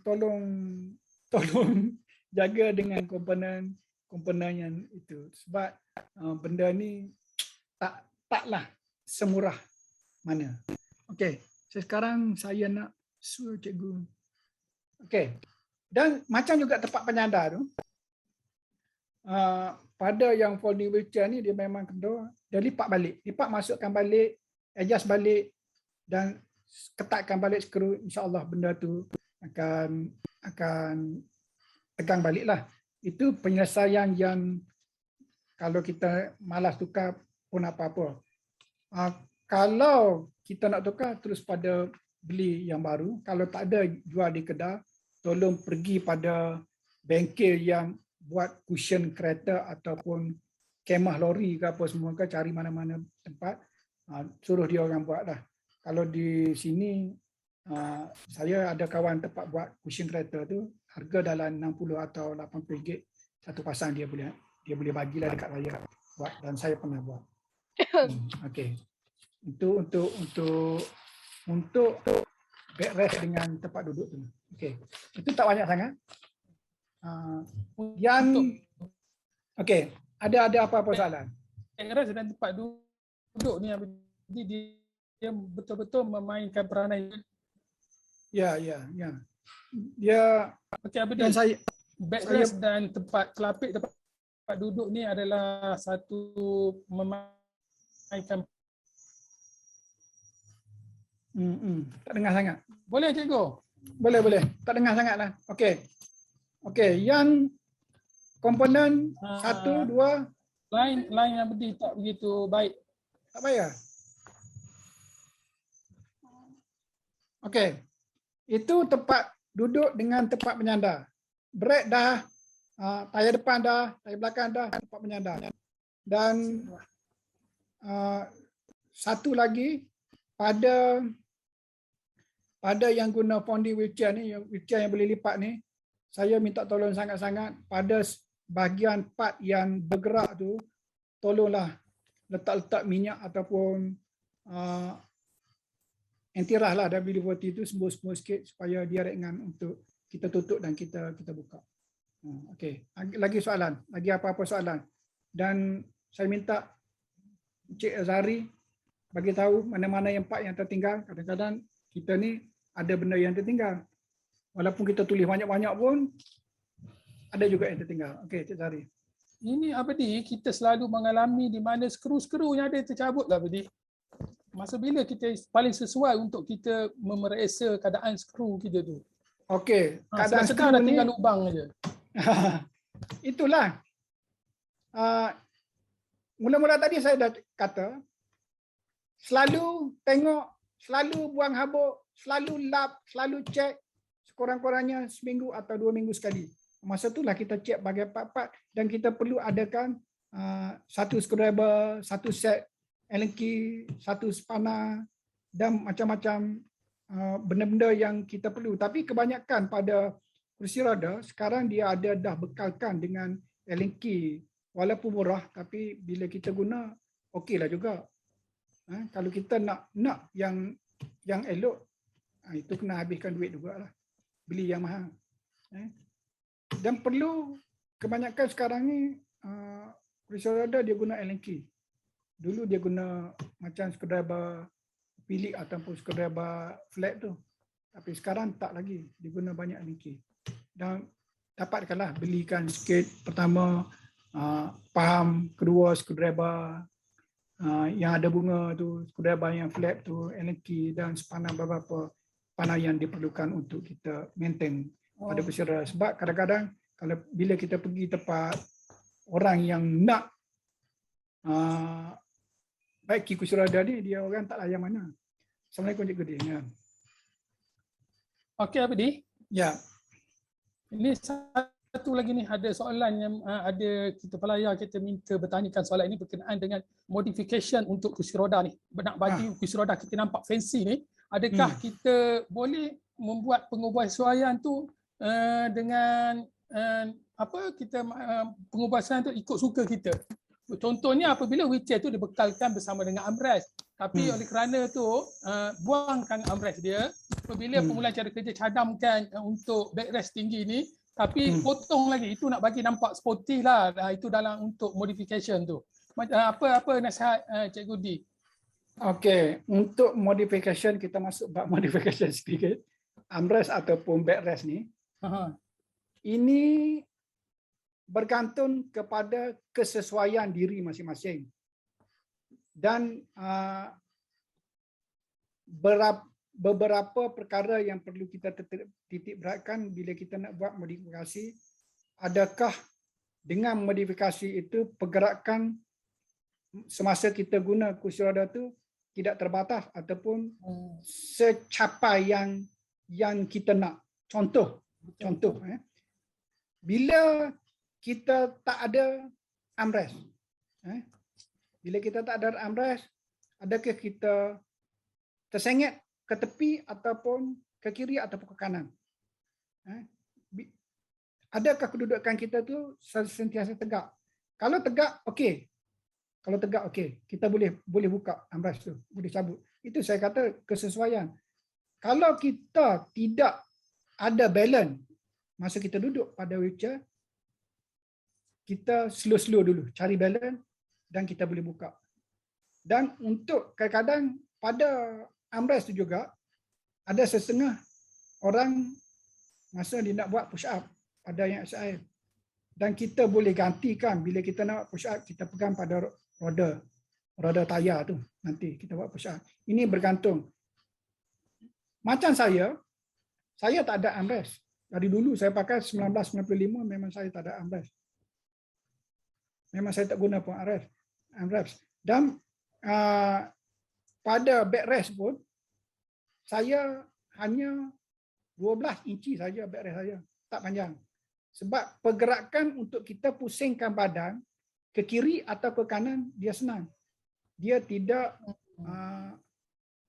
ada halangan pada kita punya siku masa kita duduk pada wheelchair tu. Dan sebaiknya bila kita ada balance, backrest kita tu biar ke bawah siku sebab kita boleh pusingkan gerakan badan kita ke kiri atau ke kanan dengan selesa. Ini kemampuan dan kemampuan individu lah. Kita nak tengok skill individu tu sendiri. Dan memang nampak Renggi bila kita wheelchair kita ni betul-betul sporty. Bila nampak Renggi. Itulah kita bergantung kepada individu yang nak guna kursi itu sendiri. Okey, lagi siapa tadi ada soalan lagi? Kita ada soalan daripada Dr. Basri kita ya, berkaitan dengan cara duduk yang betul di atas kerusi roda. Okey. Saya pun pengalaman selama 28 tahun lebih ni untuk kita mendapat balance duduk atas wheelchair tu. Pertama, balance ni kita kena buat hari-hari. Kena buatlah, kita selalu kena buat. Kita jangan sandarkan belakang pada backrest tu selalu, dan kerapkan buat push up. Ini saranan saya dan itulah yang saya amalkan pun, supaya nanti badan kita pada kursi roda tu kita nampak tegap. Dan apa-apa komplikasi pada tulang belakang ke, pada tulang-tulang ke, ini bagi saya lah, dia kurang bila kita selalu buat push up. Itu pentingnya buat push up. Tapi ke belakang ni banyak yang cakap sekadar rilis sajalah, rilis, dan kita alih-alihkan kedudukan, sengit ke kiri, sengit ke kanan, itu sajalah, nak ambil relief. Tapi bagi saya lebih baik push up, kerana semasa kita buat push up kita boleh legakan pada bahagian abdomen. Kita boleh legakan. Cuba amalkan, buat push up dan kita akan rasa legakan bahagian abdomen. Itu pengalaman saya lah. Tapi ini adalah bila kita cakap, takut orang kesihatan nanti marah mak.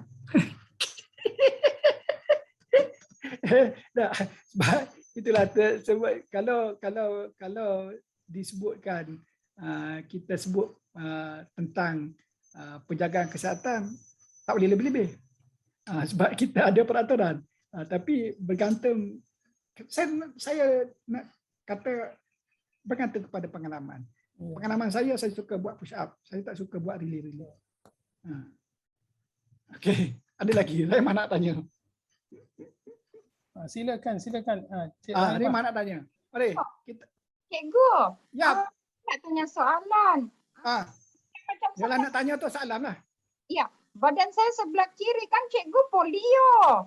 Ya tahu. Lepas tu tangan saya tidak kuat. Lepas tu badan saya sebelah kiri tidak kuat. Jadi kan kadang-kadang kan cikgu saya nak tolak wheelchair tu, kadang-kadang tangan kiri saya tu sudah saya punya lengan tu dah tak boleh naik dah. Yalah tahu. Saya pun pernah tengok. Okey, boleh. Hanya saya rasa saya punya jari-jari bolehlah tolak sikit. Tapi macam ada had masa, ada had kekuatan juga. Kalau begitu letak apa saya punya pemegang wheelchair tu kan? Itulah saya dah cakap. Itu bergantung kepada kemampuan. Kita buat bergantung kepada kemampuan. Okey, bila kita masuk dia tu kesesuaian kelemahan yang ada pada itulah ya. Tak dengar sangat.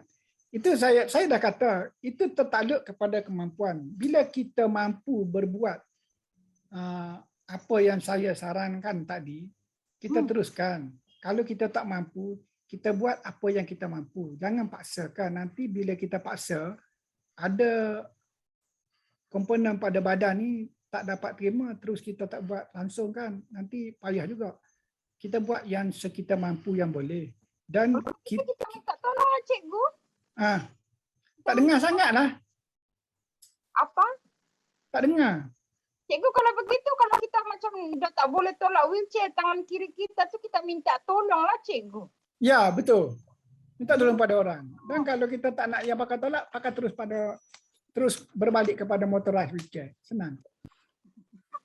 Tak kena tolak. Kalau dapat Nazira bagi, okey juga kan cikgu.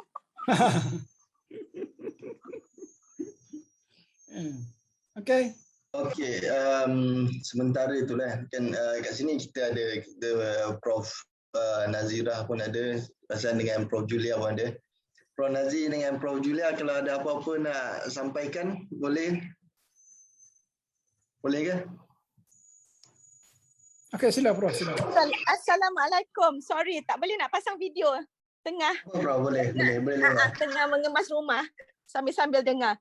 Nombor satu, tanya Cikgu Rusdi. Tanya sangat-sangat Cikgu Rusdi. Sangat-sangat banyak dapat belajar. Saya sendiri pun ada benda-benda baru yang saya belajar hari ini. So tahniah sebab dapat berkongsi pengalaman, berkongsi skill untuk menyelenggara kursi roda. Tadi ada dengar soalan yang orang tanya, takut kalau nak baiki kursi roda tu nanti macam tikus membaiki labu. Betul tak? Tikus membaiki labu. Betul. Tapi saya rasa the take home message kat sini ialah penyelenggaraan kursi roda. Itu yang sangat penting. Yang saya dengar tadi rasa 10 kali kot Cikgu Rusdi cakap, tiap-tiap hari cek angin. Pastikan tayar tu ada angin. Sebab kalau tayar tu tak ada angin, kemungkinan kursi roda tu rosak. Dan juga perjalanan pengguna kursi roda tu pun bahaya. Dan kita nak pastikan kursi roda tu bertahan lama. Jadi macam orang jaga kaki, kita jaga kursi roda. Hari-hari kena semak, hari-hari kena maintain kursi roda tu. Dan bila kita menyelenggara kursi roda dengan baik, insya-Allah tak payah nak betulkan, baikikan sangat kursi roda tersebut. Okeylah.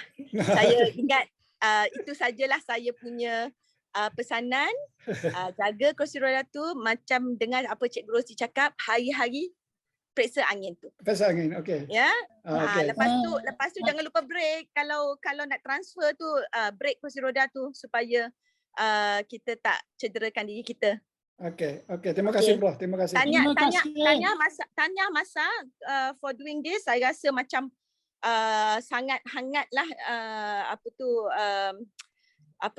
program hari ini, dan mungkin kita kena repeat program ni. Ramai yang termiss ni, kalau diorang boleh akses on Facebook, saya sarankan semua untuk akses Facebook untuk tengok ni lagi. InsyaAllah lepas pada COVID. Rindu kat Cikgu Rosti. Kita kena buat program lagi ya. Kita kena buat bengkel. Kena buat bengkel. Semalam saya pergi PLPP Bangi. Teringatlah zaman-zaman kita sentiasa buat bengkel kat situ. So saya cadang bila kita dah keadaan selamat, kita kembali ke PLPP Bangi untuk buat program di sana. Okey, kita buat program baki. Okey, insya-Allah. Alright, okey. Terima kasih. Terima kasih Prof.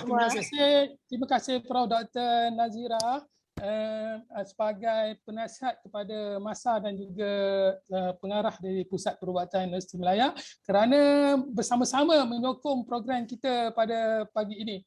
Di mana kita mengadakan bengkel pengurusan kursi roda ini adalah satu-satunya webinar yang ada. So jangan lepaskan peluang untuk kita terus bersama hingga ke akhirnya untuk mengikuti bicara dengan Cikgu Rosdi kita. Okey, Cikgu. Ya. Okey, sekarang kita ada 69 partisipan. Okey, soalan. Kita buka soalan. Soalan tadi yang terlepas dia tanya berkenaan pam. Pam jenis mana yang sesuai? Pam kompresor ke pam apa yang sesuai? Okey. Kalau ikut saya yang sesuai, yang senang adalah kompresor. Tapi kita nak bawa ke mana-mana. Tolonglah beli yang murah-murah. Kan saya cakap beli yang besar kan, kata mahal pula, update lah, upgrade lah, apalah semua, kaya lah, banyak duit kan. Beli yang murah. Yang 18-20 ringgit je pun cukup. Pam pakai tangan. Orang pakai pijak, kita pakai tangan pun okey. Kita kena Janji standby lah tadi Sebaik-baiknya dalam kereta pun ada standby satu tu. Kalau yang ada kereta, guna pakaian yang tepat cocok yang nak cucu rokok tu. Beli yang tu. Untuk yang guna kereta. Kalau yang atas rumah pakai yang orang pan pakai kaki tu, kita pakai tangan. Lagi senang daripada kita yang henjuk-henjuk tu. Itu cepatlah. Itu bergantung kepada kesesuaian kita mengguna. Sebenarnya nanti kalau saya cakap beli yang elektrik 300-400 juga satu biji. Beli yang 30 atau 20 ringgit dulu. Cuba. Sediakan. Okay. Sebab itu perlu. Okey, ini siapa? Liza. Okey lagi. Kita sudah pukul ada soalan. Kalau tidak saya nak bacakan satu soalan ni. Kita ada sikit lagi masa. So boleh tak Abedi ada yang soalan yang bertanyakan berkenai untuk penyelenggaraan tempat duduk lah, maksudnya sebab ini berkait rapat dengan kursi roda juga tentang pelapik kursi tempat duduk lah. Bagaimana, adakah cara untuk menjaganya dengan keadaan? Okey, daripada awal tadi saya bercakap tentang material, bahan yang dibuat untuk kegunaan. Dan pada hari ini SCI sangat sesuai dengan Roho Cushion. Tetapi ketahanan pada Roho Cushion ni satu aja nak pesan. Jangan letak pada tempat panas. Hindarkan dengan keadaan panas. Sebab dia memang tak tahan sangat dengan panas. Dengan yang tajam-tajam ni kita memang perhati sangat dengan benda tajam-tajam. Tapi dengan benda panas ni kita kurang perhati. Sebab kadang-kadang kita duduk di padan ke apa ke semua ke, kadang-kadang haba matahari itu akan membuatkan cushion roho kita tu akan cepat rosak lah. Sama juga macam kita letak dalam kereta. Dia suasana sekeliling membuatkan benda tu kurang tahan. Dan saya pun penggunaan roho ni masuk 4 tahun, 3 tahun dia akan rosak lah. Itu kita tak boleh nak buat apa. Sebab untuk kita jaga, sebab roho ni penting, walaupun penting tapi kita perlu juga buat push up lah. Saya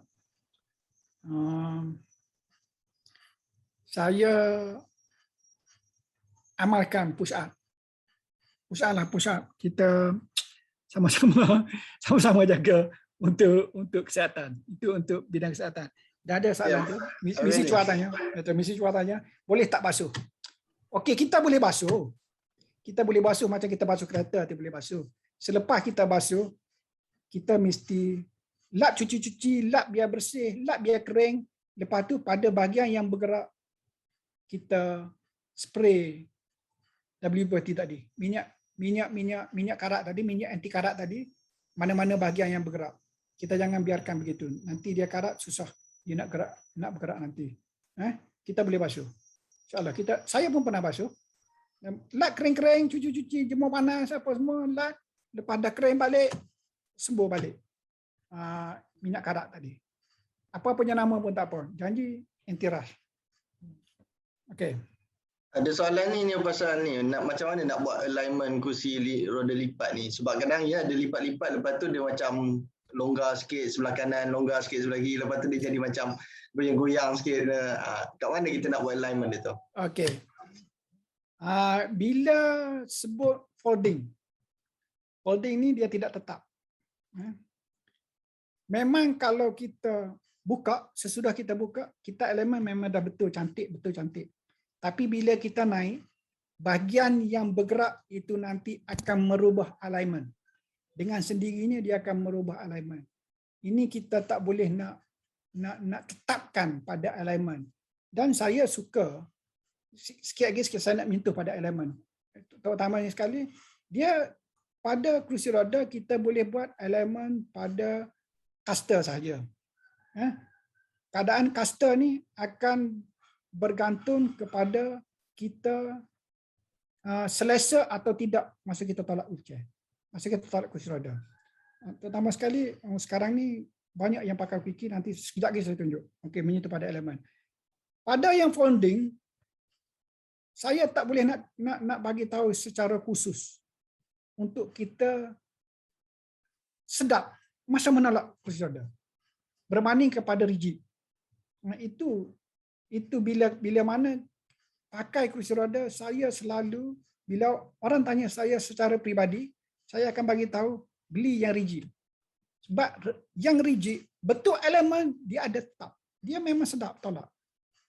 Memang sedap. Saya kursi roda saya bermula tahun 1995, 94, 95 saya naik kursi roda. 93, 94. Okey, 95 saya beli yang rigid. Saya tak pakai yang founding.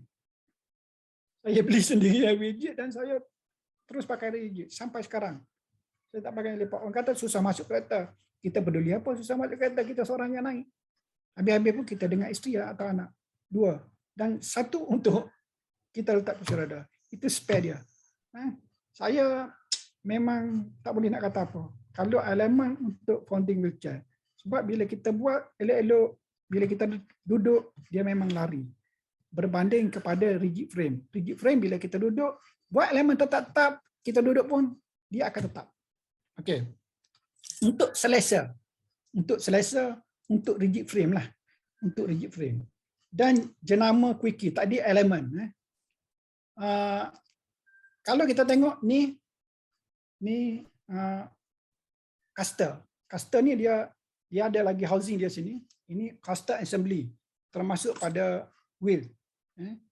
Bila kita nak buat elemen, terutama sekali pada quickie, yang quickie ni, benda ni dia ada part-part dia. Bila kita buka, dia ada part dia macam ni. Part ni dia ada 2. Ni. Dan di sini dia ada gigi-gigi ni. Nampak tak gigi-gigi ni? Ini adalah adjuster untuk caster. Caster ni, maksud caster, fork ni duduk ke depan atau ke belakang. Ini masuk caster. Caster. Bukan maksud camber lain. Kita sentuh pada caster dulu. Bila kita naik wheelchair, kursi roda ni kita naik, dia caster biasa macam ni. Ini fork ni duduk macam ni. Biasa kita tolak. Dan bila fork ni ke depan atau ke belakang, kita tolak kursi roda untuk membelok memang tidak selesa. Dia akan berat. Dan untuk kita ambil ukuran pada caster ni, duduk tegak, tepat yang rata, kita adakan satu sesiku. Sesiku tahu? Sesiku yang bentuk L tu. Ni bahagian ni dia rata. Letak buat elemen macam ni. Letak rata-rata. Sentuhkan sesiku ni macam ni. Bila benda ni sentuh ni, sini dia rata ni. Dia rata ni. Bila sesiku L ni kita letak pada lantai, benda ni pijak lantai tepat rata. Bila sama macam ni, insya-Allah, jangan macam ni terbuka atau terbuka bawah atau terbuka atas. Dia tidak akan sesedap yang betul. Untuk caster. Caster ni peranan dia ke depan ataupun ke belakang. Ini memang kita tidak selesa langsung menolak kursi roda semasa membelok atau semasa betul. Dan juga untuk quickie, untuk adjust caster, dia bergantung kepada benda ni tadi. Ni. Masa kita nak repair, kita hati-hati benda ni. Kita tanda elok-elok masa kita nak buka. Tanda elok-elok. Benda ni dia boleh adjust. Okey? Ni sekarang ni benda ni duduk ni. Okey, dia boleh dia boleh gerakkan ke depan atau ke belakang. Okey. Bila masuk ni dia boleh gerakkan ni. Di sinilah kita boleh ambil ukuran untuk caster. Ini untuk caster. Dan untuk camber. Untuk camber. Kalau quickie dia boleh adjust. Camber ni, okey Muhammad Aiman nanti kejap.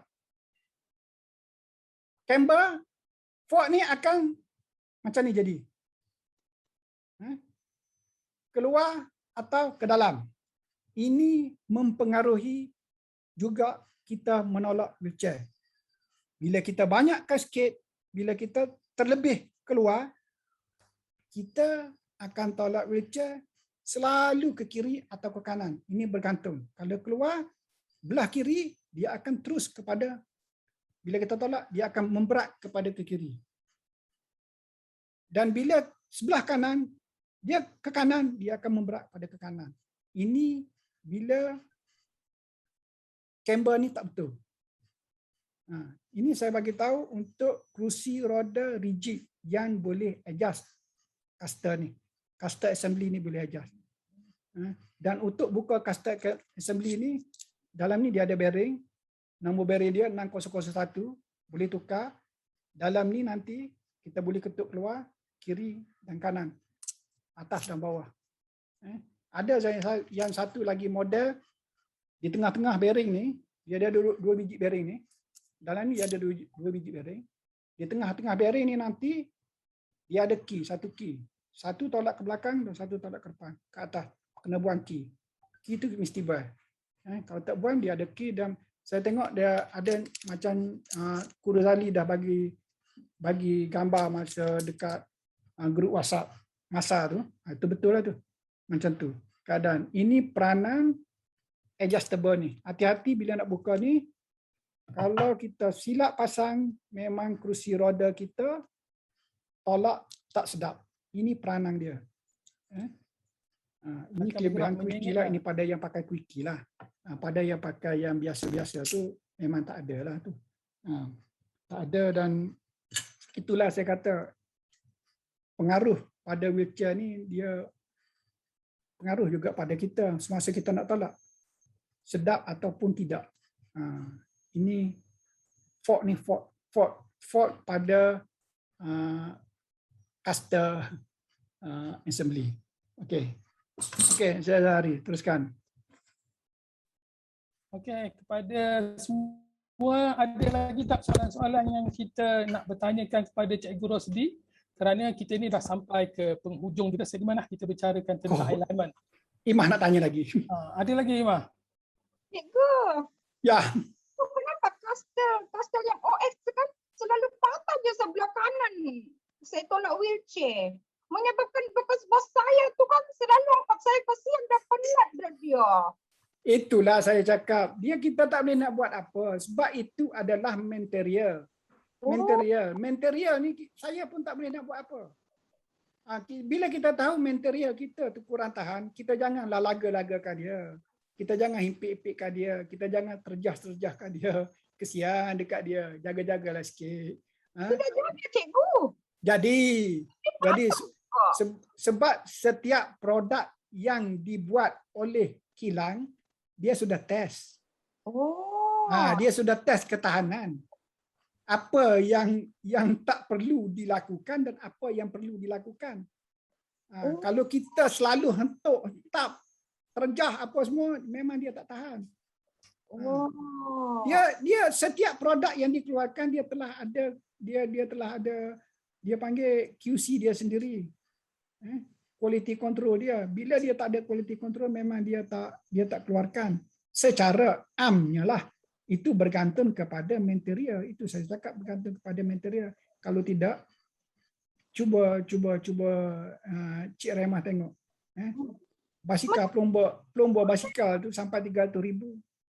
Macam tiada signal cikgu. Tiada signal. Tiba-tiba saya pergi datang office buat kerja, tiba-tiba dah patah dah. Itulah saya cakap awal-awal, kita kena cek sehari-hari. Belai wheelchair tu, wheelchair mana kau nak rosak, mana yang kau perlu dibaiki. Tanya dia, berinteraksi walaupun dia tak cakap dan dia ada naluri. Kita cek balik, jangan biarkan. Walaupun kita duduk atas dia, kita cek lah. Kerap kali cek. Supaya kita dapat selenggara atau dapat jaga benda tu dengan baik. Oh, iyalah cikgu, baiklah. Terima kasih banyak cikgu. Sama-sama Cik Rahimah. Okey, terima kasih Cik Rahimah. Okey, lagi soalan. Lagi. Tuan Setiausaha Masa. Ada soalan lagi tak? Sebab kita ada lagi dalam 10 minit lagi untuk kita berakhirnya. Ni ramai ni, 80 buat 80 partisipan. 39. 80 cat. Okey, Encik Sari cuba tengok cat tu. Apa yang soalan? Kita selesaikan sekarang. Nampaknya tiada soalan lagi Cikgu Di. Okey. Okey, ada kata-kata terakhir dak atas nasihat Okey. Cikgu tentang penggunaan kursi roda ni, penyelenggaraan, kebersihan dan sebagainya Cikgu. Okey. Buat terakhir pada webinar kita pada hari ini, saya ucapkan terima kasih banyak pada pihak Masa, walaupun saya jawatan kuasa Masa, tapi terima kasih juga kena ucapkan dengan usaha kita bersepadu sepakat untuk kita sama-sama berkongsi ilmu tentang kerusi roda. Lepas tu saya ucapkan juga kepada yang menyertai webinar kita pada hari ini, banyak-banyak terima kasih dengan perhatian yang Anda beri, dan nasihat saya, belai, jaga, cek, berinteraksilah dengan kerusi roda kita, kerana kerusi roda kita ni adalah alat perhubungan pergerakan kita untuk kita meneruskan kelangsungan hidup.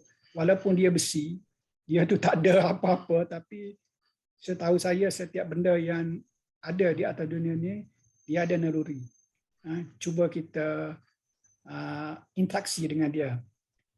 Belai-belaikan dia, tanya khabar dia, cuci-cucikan, jangan berhabuk sangat. Tapi saya pernah tengok kawan-kawan kita yang ada wheelchair penuh dengan habuk. Harap-harap lepas pada ni kita tolong kemaskan wheelchair kita seperti mana kita kemaskan diri kita untuk kita memperagakan untuk keterampilan kita bila berada di atas kerusi roda. Saya harap sama-sama kita jaga diri, jaga kesihatan, jaga kerusi roda. Dan saya suka di sini saya tengok Dr. Zul. Ini bos saya dengan modifikasi kerusi roda daripada HUSM. Ada apa-apa nak kata Dr. Zul? Silakan. Allahu Akbar. Abidi. Kita bagi peluang. Saya tu pernah dengar ya Abidi. Kecek Kelantan pula. Ini seluruh negara ya? Tak apa. Seluruh negara. Okay. Satu, saya ucapkan tahniah kepada peserta masalah ya. Saya rasa satu usaha yang amat baik. Sebab pengguna hari ini kita tumpukan kepada penggunaan kursi roda. Apa kita panggil cara nak modify dan apa kita panggil nak baiki ni, servis.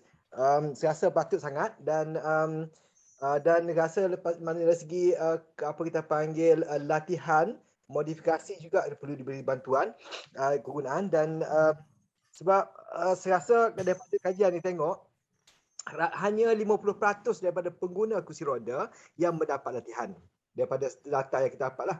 Dan juga satu lagi, kita hari ini bagus, alhamdulillah ada 40 lebih partisipan ni adalah pengguna kursi roda. Tetapi ramai lagi sebenarnya orang penjaga yang menggunakan anak-anak di kursi roda pun kita patut tumpukan juga. Okey, apapun itu cadangan untuk penambahbaikan lah saya rasa ni, dan insyaAllah dengan bantuan Abedi nanti benda ni akan kita kembangkan dan mungkin kita boleh kukuhkan kerjasama supaya dapat memberi lebih manfaat kepada masyarakat lah ya OKU. Apapun saya ucapkan tahniah kepada Masa dan juga kepada Abedi, perkongsian yang cukup bermanfaat. Okey, ilmu yang jariah kepada Abedi. Alright, terima kasih. Dan juga terima kasih Dr. Zul, bos saya. Dalam kumpulan modifikasi kursi roda HUSM. Dan pada akhirnya, terima kasih sekali lagi saya ucapkan kepada semua dengan perhatian yang diberi, dan tolong jaga kursi roda. Itu adalah saya anggap dia adalah sebahagian daripada keterampilan kita di khalayak ramai. InsyaAllah kita akan jumpa lagi di lain masa. Terima kasih kepada pihak masa. Terima kasih kepada yang menjayakan program hari ini. Terima kasih banyak-banyak. Assalamualaikum warahmatullahi taala wabarakatuh. Waalaikumsalam. Terima kasih kepada Encik Muhammad Rosdi Osman atas banyak ilmu yang dapat kita pelajari daripada Encik Rosdi pada hari ini. InsyaAllah kita sama-sama manfaatkan ilmu ini dan kita kongsi-kongsikanlah kepada rakan-rakan kita yang tidak dapat bersama kita pada hari ini. Di mana rumusan saya pada hari ini bagaimana pembimbing kita hari ini Encik Muhammad Rosdi, Cikgu Di menyentuh berkenaan dengan kebersihan kursi roda itu dan juga penyelenggaraan kursi roda dan bagaimana kita berinteraksi dengan kursi roda, bagaimana kita perlu membentuk satu hubungan yang baik dengan kursi roda, mencintai kursi roda kita kerana ia adalah satu alat bantuan yang begitu rapat dengan kehidupan seharian kita. Dan saya daripada pihak masa mengucapkan setinggi-tinggi penghargaan dan terima kasih di atas semua peserta yang turut bersama kami hingga ke akhir webinar ini dan kami mengucapkan mohon maaf sekiranya ada kesalahan dan kelemahan daripada webinar ini dan setinggi-tinggi juga kami mengucapkan banyak-banyak terima kasih kepada Encik Muhammad Rosdi atas ilmu yang diberikan ini kerana sukakan gaharu itu kerana baunya, suka cikgu kerana ilmunya. Sekian saya akhiri webinar kita dan sebelum itu daripada admin memohon kita agar kita buka video masing-masing untuk kita ambil gambar untuk rekod aktiviti masa pada hari ini. Sekian, terima kasih.